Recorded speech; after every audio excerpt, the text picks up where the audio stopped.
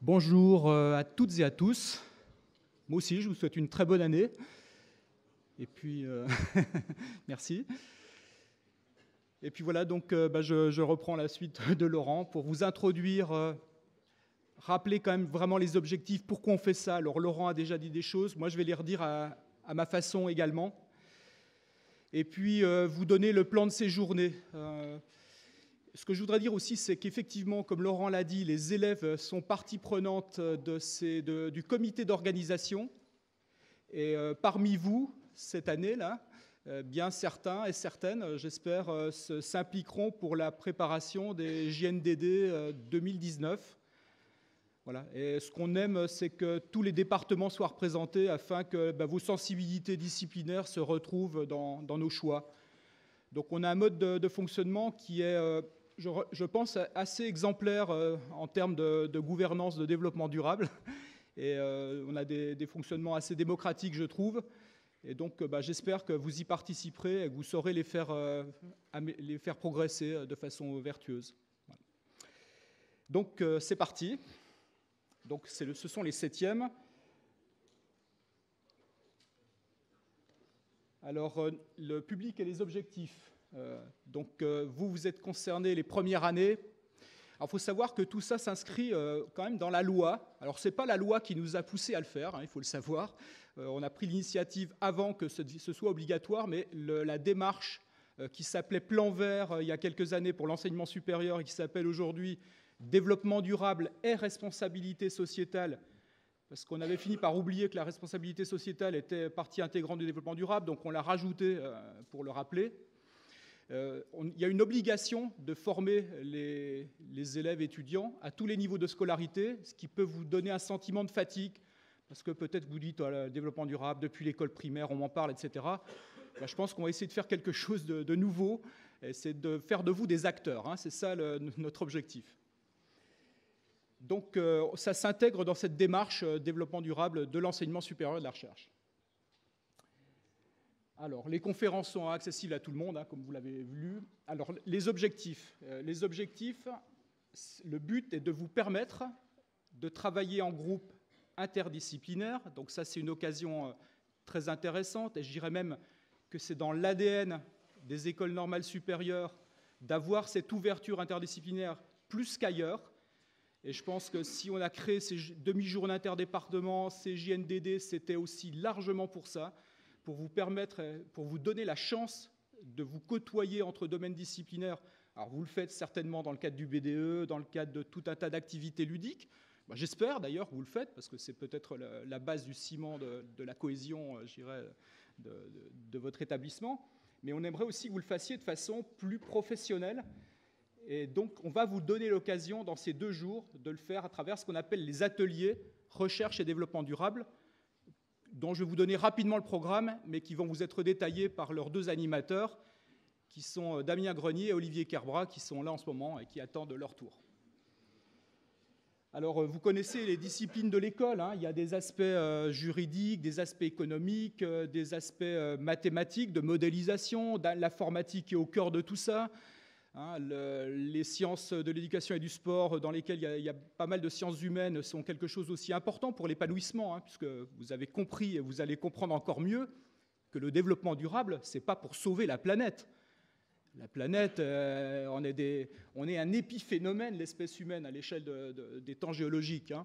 Donc la planète, elle survivra très bien à notre passage, on peut tout ravager, faire tout péter notre arsenal nucléaire, elle en survivra. Par contre, l'humanité, elle a peut-être un petit peu plus de soucis à se faire. Hein, donc c'est notre problème d'humain qu'on est en train d'essayer de résoudre. Le développement durable dont on parle, c'est bien celui de l'humanité. Et le but, c'est de vivre en paix. Hein, c'est ça qu'on cherche à faire. Voilà, donc et puis le dernier aspect quand même, qui correspond à mon département, ce sont les aspects plus technologiques. Hein. Le département de mécatronique, c'est un département des sciences de l'ingénieur, donc il a beaucoup de choses à apporter. D'ailleurs, souvent, quand on discute un petit peu dans l'école avec vous, élèves, vous donnez le sentiment que vous pensez que c'est un truc pour justement les ingénieurs. Mais en fait, pas du tout. Les aspects juridiques sont fondamentaux, par exemple. Je pense que les lois internationales vont jouer un rôle majeur dans le développement durable. On en a besoin. Vous avez entendu parler de donner une personnalité morale à des rivières, à des forêts. Ça, c'est vraiment des avancées extrêmement importantes. Alors, on peut se dire, mais c'est complètement idiot quand on n'a pas bien réfléchi au problème. Moi, je trouve que c'est quelque chose d'extrêmement intelligent. Et donc, ça, c'est des changements qui sont en train de se faire grâce au droit. D'ailleurs, on a souvent des juristes parmi les intervenants. Presque tous les ans, on a des juristes. Alors, voilà, on aura encore une juriste cette année. Donc, j'essaye de vous convaincre de votre intérêt à tous, que vous avez tous quelque chose à apporter, y compris ceux qui se sentent peut-être les moins concernés. Souvent, c'est en mathématiques qu'on a le plus de personnes. Alors, on a des personnes très, très motivées en mathématiques, mais on en a aussi qui disent « Ah, moi, je suis venu ici pour faire des maths, foutez-moi la paix, je n'ai pas envie de faire autre chose. » Mais en fait, leurs mathématiques vont trouver là une source d'inspiration. Les problématiques concrètes du développement durable, je suis persuadé qu'elles vont faire émerger des concepts mathématiques nouveaux. J'en ai aucun doute. Dès qu'on confronte la réalité à nos disciplines scientifiques, on fait émerger de la connaissance nouvelle. Ça, c'est inéluctable. Donc le développement durable, à mon avis, est un super objet d'étude parce qu'il n'a pas été tellement traité en tant que tel, notamment par les mathématiciens. Et puis ensuite, moi, ce que j'ai envie, c'est de vous donner envie de contribuer dès maintenant ou plus tard à travers vos métiers, donc en tant que chercheur, enseignante ou autre, puisque vous ne ferez pas forcément uniquement ces métiers-là, peut-être que certains seront magistrats, ou je ne sais pas, au défi de la soutenabilité. Et le mot soutenable, j'ai voulu l'utiliser parce qu'il est peut-être préférable à durable. Le mot durable, il pose plein de problèmes. Alors, on ne va pas faire de la sémantique ici, mais en tout cas, voilà. Donc, peut-être que d'ailleurs, il a contribué à générer un petit peu de désillusion et puis de fatigue. Et le but, c'est la soutenabilité d'un développement harmonieux de toute humanité. Donc, c'est ça que j'ai envie de vous donner. C'est une occasion pour moi de donner du sens à vos vies, de donner plus de sens à vos vies, parce que je pense que vos vies sont déjà pleines de sens. Alors, j'ai mis aussi cette diapo parce que faut savoir que l'ONU, quand même, qui est l'organisation mondiale importante pour tout ce qui concerne le fonctionnement de nos communautés internationales, a rédigé en 2016 et a mis en œuvre pour l'année 2016 17 objectifs de développement durable, en français les ODD, qui sont tous ici. On ne va pas tous les lire, mais si vous regardez quelques-uns, vous allez voir que les aspects humains sont largement dominants et que la lutte contre le changement climatique, elle est ici, vous voyez, en 13e position. Alors, je ne pense pas qu'il y ait de hiérarchie, quoique. Donc, notre obsession du changement climatique, qui est quelque chose de grave, je ne dénie absolument pas la gravité du réchauffement climatique, mais notre obsession du réchauffement climatique nous fait oublier qu'il y a tout un tas de problèmes de développement soutenu de l'humanité qu'il faut absolument résoudre. Et donc là, nos deux conférencières de demain vont traiter, on ne l'a pas présenté comme ça, mais je me suis dit que c'était pas mal, d'amener la faim à zéro, donc de résoudre les problèmes de faim dans le monde. Vous savez qu'il y a encore une grande partie de l'humanité qui souffre de la faim, une partie de malnutrition, mais une autre partie de famine absolument profonde. Le souci de ces gens-là, ce n'est pas de réfléchir au développement durable, c'est qu'est-ce que je mange aujourd'hui. Et ça, nous, on a oublié ce problème. Et d'ailleurs, on peut réfléchir parce qu'on a à manger. On a à manger et on est globalement en bonne santé. En tout cas, notre société nous protège vis-à-vis des problèmes de santé. Donc, c'est ça qui nous donne cette responsabilité de devoir réfléchir à ces problèmes. Ce n'est pas s'occuper des pauvres parce qu'ils sont incapables de le faire, c'est parce que leur souci, c'est de manger. Donc, ça, quand on doit manger, on ne peut pas penser à autre chose. Et puis, le deuxième, qui trouble souvent pas mal de monde, c'est l'égalité des genres ou des sexes, l'égalité femmes-hommes, qui est un problème qui est absolument central dans le développement durable. Alors ça, moi je me souviens d'un de nos prédécesseurs de Pascal Moniol, qui m'avait dit « mais qu'est-ce que ça vient faire dans le développement durable ?» Mais maintenant, il en est convaincu, je peux vous assurer. Et donc Fanny Benedetti, donc le premier qui allait nous parler de résoudre la faim dans le monde, sans détruire la biodiversité et l'environnement, c'est Marc Dufumier, qui porte bien son nom. C'est un agronome extrêmement célèbre, moi que je connais je connais pas personnellement, mais je l'entends et je le vois depuis une dizaine d'années. C'est quelqu'un d'exceptionnel. Et puis Fanny Benedetti, pour l'égalité femmes-hommes, c'est quelqu'un qui a travaillé à ONU France, égalité des femmes. Et puis, elle est aujourd'hui au ministère de l'Europe et des Affaires étrangères. C'est quelqu'un de très, très calé sur ce sujet. Et je pense qu'elle va bien nous faire comprendre en quoi ce problème d'égalité des genres est au cœur du développement durable est extrêmement important. Et alors, tous ces objectifs, pourquoi ? Pour ça. Les 3 buts vers lesquels on doit aller, selon l'ONU, hein, bon, on n'est pas obligé de suivre ce que dit l'ONU, mais enfin, en tout cas, c'est quand même une entité importante, c'est l'abolition des inégalités, de l'exclusion et des injustices, la résolution du défi climatique, quand même, hein, vous voyez que c'est quelque chose considéré comme important, et l'éradication de l'extrême pauvreté. Et tout ça pour aller vers un monde plus pacifique, hein, et dans lequel on va pouvoir enfin consacrer du temps à la culture, donner l'accès à la culture à tout le monde, hein, et donc pouvoir s'épanouir. Donc le programme. Est-ce que vous avez des réactions, d'ailleurs, pour qu'on vous fasse un petit peu participer, parce que ces messes... Est-ce que vous avez des choses à demander déjà vis-à-vis de ces objectifs de développement durable ? Vous les connaissiez déjà ? C'est les objectifs 2030, d'ailleurs. Hein. Il y a une date, il y a tout un échéancier. Hein. Voilà. Parce que comme Yvette Verren n'en avait pas parlé particulièrement, je me suis dit que c'est important. Ah, les controverses, tiens, à propos des controverses. Alors moi, j'aimerais bien qu'un jour, peut-être dans nos demi-journées interdépartements, on fasse venir quelqu'un qui nous explique les mécanismes des controverses. Comment elles sont montées, les controverses, pour retarder notamment des prises de décision. Vous vous souvenez de l'amiante ? C'est une belle expérience, l'amiante. Il y a la même chose avec le glyphosate, il y a la même chose avec tout un tas de choses. Vous êtes une grande multinationale ou d'autres groupements, hein, et puis vous avez des moyens financiers très élevés, donc vous payez des études scientifiques. Alors il y a eu une époque où on payait des études scientifiques bidons.